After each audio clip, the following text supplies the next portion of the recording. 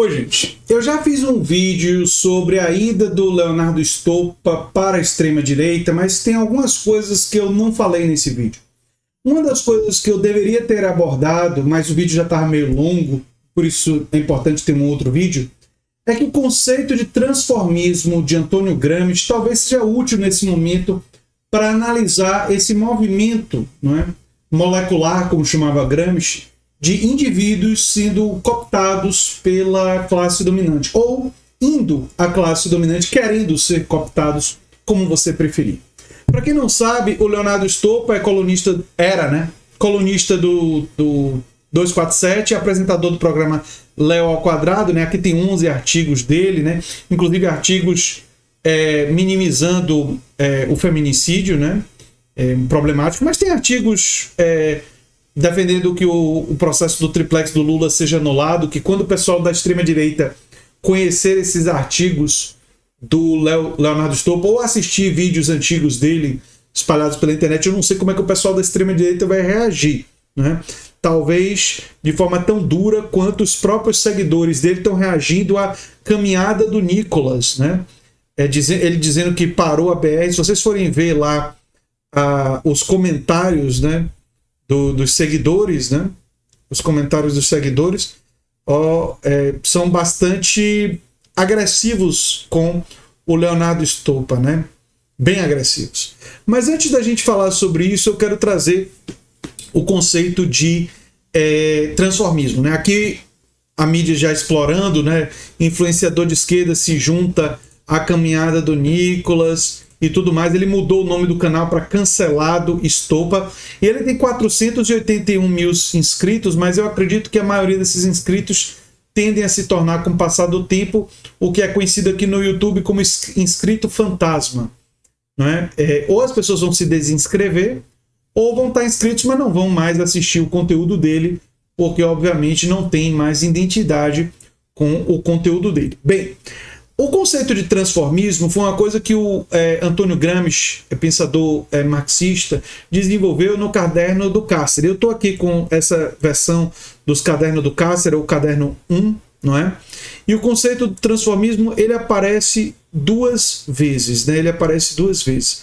Ele aparece na página 47 e ele aparece na página seguinte. Eu vou trazer esse conceito como está no Caderno do Cárcere, e depois eu vou trazer uma síntese que eu fiz. E depois disso, eu vou analisar um pouco casos como o do Leonardo Stoppa, do Dave Rubin e outros à luz desse conceito, né? Bem, na página 47 tem o seguinte: o assim chamado transformismo é ligado a esse fato. O partido de ação é incorporado molecularmente pelos moderados e as massas são decapitadas, não absorvidas no âmbito do novo Estado.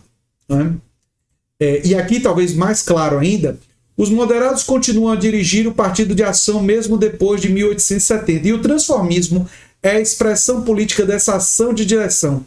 Toda a política italiana de 1870 até hoje é caracterizada pelo transformismo, ou seja, pela elaboração de uma classe dirigente nos quadros fixados pelos moderados depois de 1848.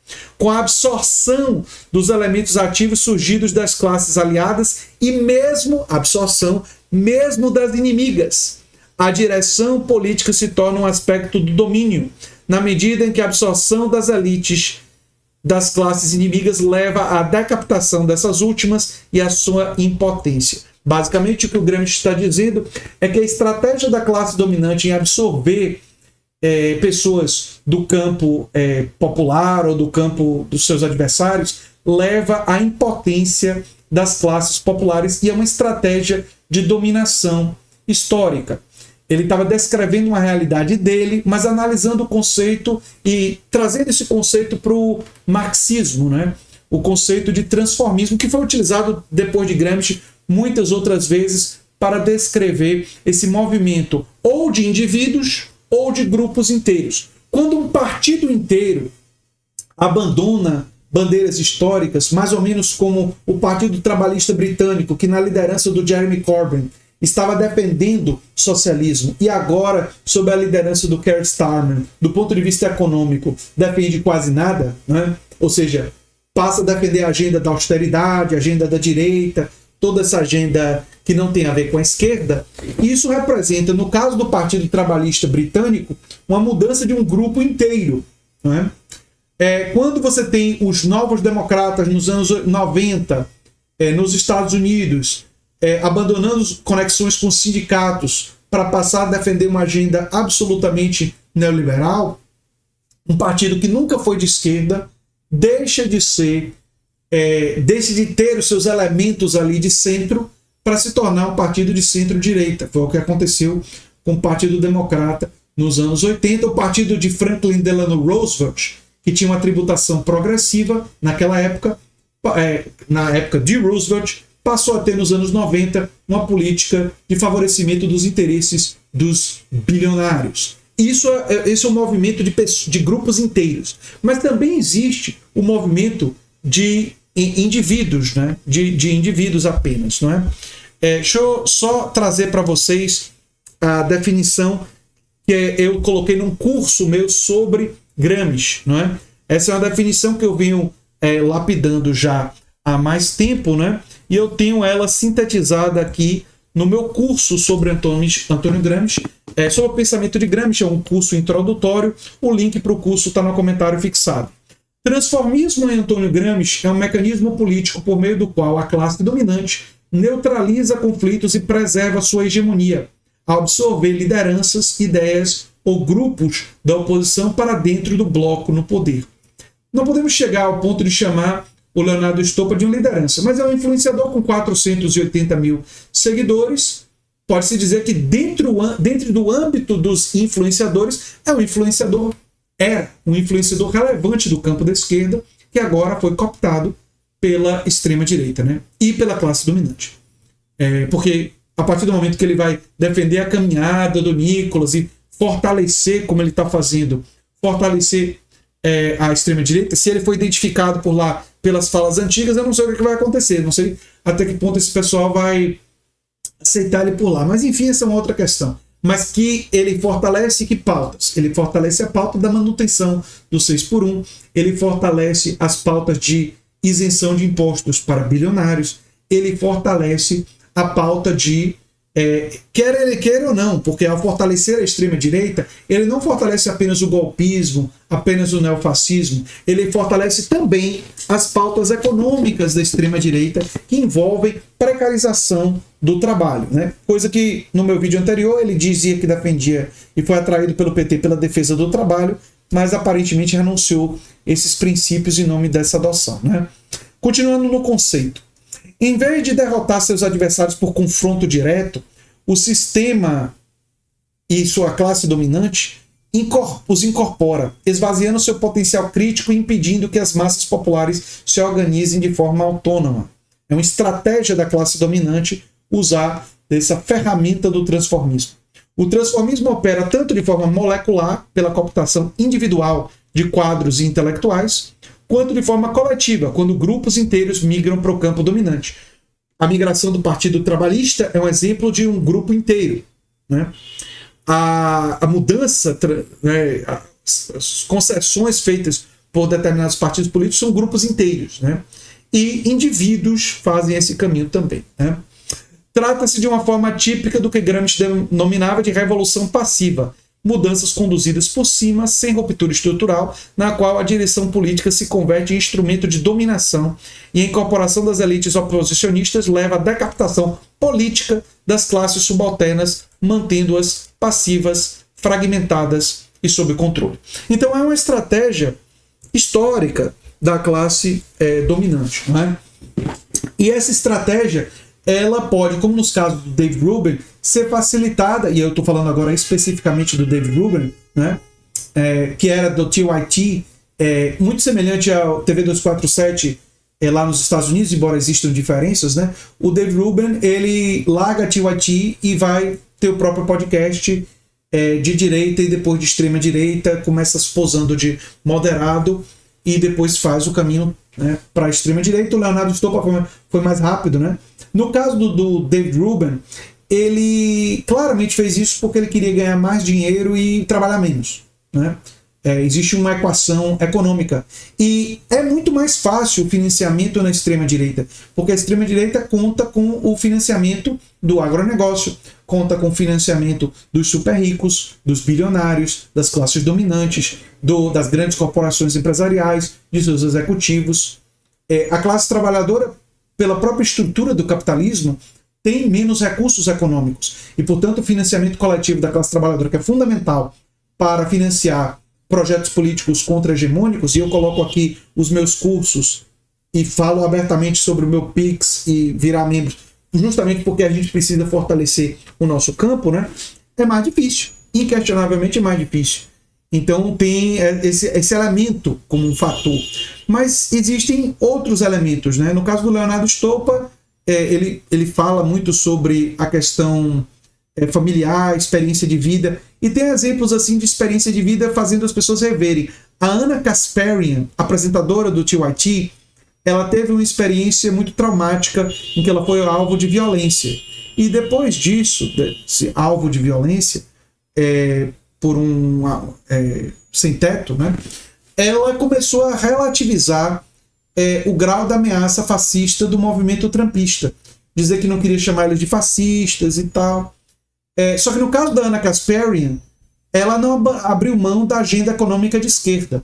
E quando os trumpistas se mostraram inquestionavelmente fascistas, né, não só pelos desejos do Trump, mas pelas atitudes do Serviço de Imigração ICE, coisa que está acontecendo hoje, e mais uma pessoa foi brutalmente assassinada pelo ICE, a Ana Kasparian pediu desculpas, é bom dizer, e disse, além de pedir desculpas, que nós, da esquerda, que estávamos alertando para que o movimento é sim fascista, nós tínhamos razão.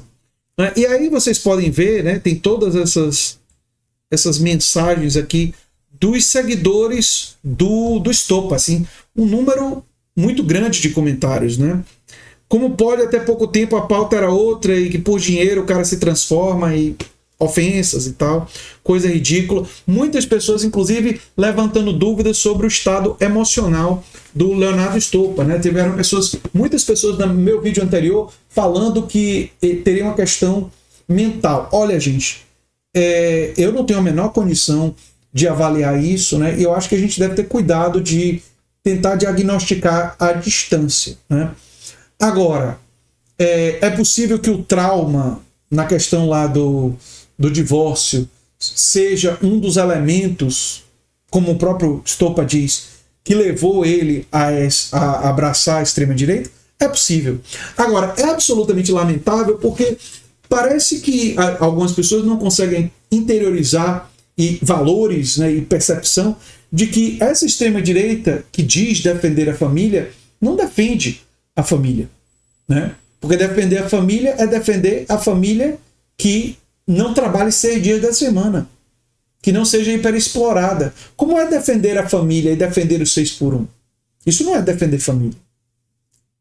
Defender família e defender isenção de imposto para bilionário, enquanto sangra a classe trabalhadora, do ponto de vista financeiro, isso não é defender família. Não é defender família ser contra a reforma agrária. Não é as famílias das pessoas sem terra não estão sendo defendidas quando a extrema-direita se coloca contra a reforma agrária. Quando as famílias dos Yanomamis não são defendidas quando são abandonadas na pandemia para morrer de Covid. As famílias brasileiras não são defendidas quando um presidente recomendou que as pessoas não tomassem vacina e contribuiu com a morte de pelo menos 400 mil pessoas. Isso não é estar do lado da família. Isso é estar do lado da sua ideologia neofascista, golpista, inimiga dos brasileiros, inimiga das famílias dos brasileiros. Porque tem milhões de famílias brasileiras enlutadas por causa do neofascismo brasileiro, conhecido como bolsonarismo. É por isso que o neofascismo precisa ser combatido. Agora, o transformismo, temos que lembrar, não é um fenômeno novo. O Gramsci nem inventou o conceito de transformismo. Ele o aprimorou para a tradição marxista. Já existia a expressão transformismo para se referir a pessoas mudando de lado na época do Gramsci. E ele trouxe com rigor analítico de um marxista extraordinário, né, a ideia de que é uma estratégia das classes dominantes. Elas usam isso, elas usam o dinheiro, elas usam um apelo emocional, elas usam múltiplas estratégias para a cooptação de pessoas, grupos, para manter o poder da classe dominante e manter o sistema capitalista sem ser questionado, em suas bases, em suas estruturas, para que a hiperexploração possa continuar, para que a classe trabalhadora não se organize, não busque seus direitos, sua autonomia, sua emancipação. Ter essa clareza é importante. É importante porque a gente precisa compreender os fenômenos históricos. Não para fazer julgamentos pessoais, isso não é nem o mais importante para mim. E não tenho interesse em fazer. E vocês podem perceber que eu tenho feito vídeos analíticos, né? Mas para a gente compreender os processos, estar dispostos a analisar e enfrentar os grandes desafios do nosso momento, né?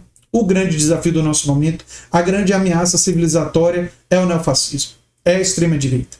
Mas o neofascismo é um sintoma de um problema muito mais profundo, que é o próprio sistema capitalista, que é a própria ideologia liberal, ultraliberal, de precarização do trabalho e de enfraquecimento da classe trabalhadora.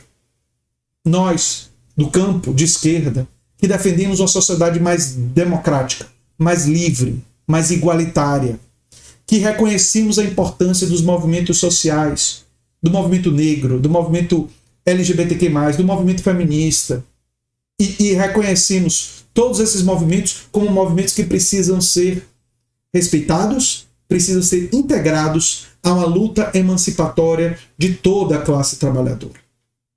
O movimento ambientalista, todos esses movimentos.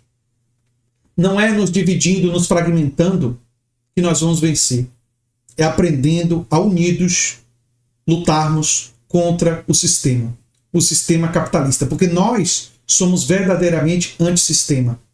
A direita apenas veste a camisa do antissistema para conseguir votos em época de desesperança e frustração coletiva.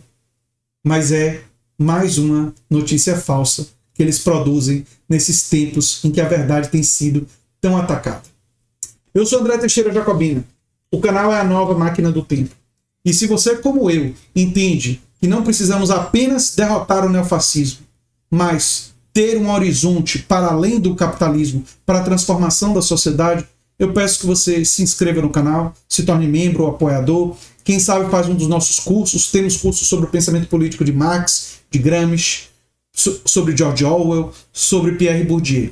Em breve, outros cursos. Você pode também se tornar membro, apoiador do canal, mandar um Pix. O Pix do canal é andretj@terra.com.br. E se você gostou desse vídeo, provavelmente vai gostar do vídeo sugerido aqui no final.